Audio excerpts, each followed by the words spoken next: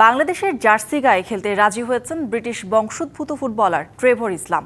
এরই মধ্যে তার পাসপোর্ট তৈরির কাজ চলছে বলে জানিয়েছেন তার এজেন্ট। অন্যদিকে আরেক প্রবাসী ফুটবলার জায়ান হাকিমের পাসপোর্ট তৈরির কাজও চলছে বলে জানিয়েছে কনফিয়েন্সা স্পোর্টস ম্যানেজমেন্ট। দিন দিন বাংলাদেশ জাতীয় দলে যুক্ত হচ্ছেন প্রবাসী ফুটবলাররা। হামজা চৌধুরী ও সুমিত সোমের যোগদানের পর থেকে এই ধারা আরও জোরালো হচ্ছে। এতে নতুন করে আশার আলো দেখছে বাফুফে। বাংলাদেশের দীর্ঘদিনের সমস্যা নাম্বার 9 পজিশন। সেই ঘাটতি পূরণে নতুন আশার নাম হতে পারেন যুক্তরাষ্ট্রে বেড়ে ওঠা ফুটবলার ট্রেভর ইসলাম।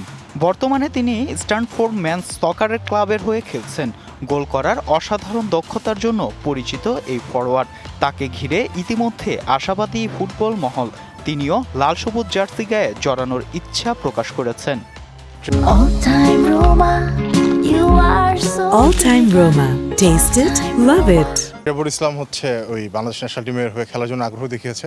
তো এই কারণে হচ্ছে, এবং ওর যেহেতু পাসপোর্ট নাই, তো ওদের পাসপোর্টগুলো করতে হবে, তারপর হচ্ছে সে তার পাসপোর্টে কাজ করতে পারবে। আর এই মুহূর্তে ও হচ্ছে কিছু পরীক্ষা থাকার কারণে মানে এই বছর উইন্ডোতে পাওয়া তাকে সম্ভব না। এটা হয়তো আগামী বছর উইন্ডোতে যদি বাফুফে চায় আর হেড কোচ চায় সেক্ষেত্রে সম্ভব হবে।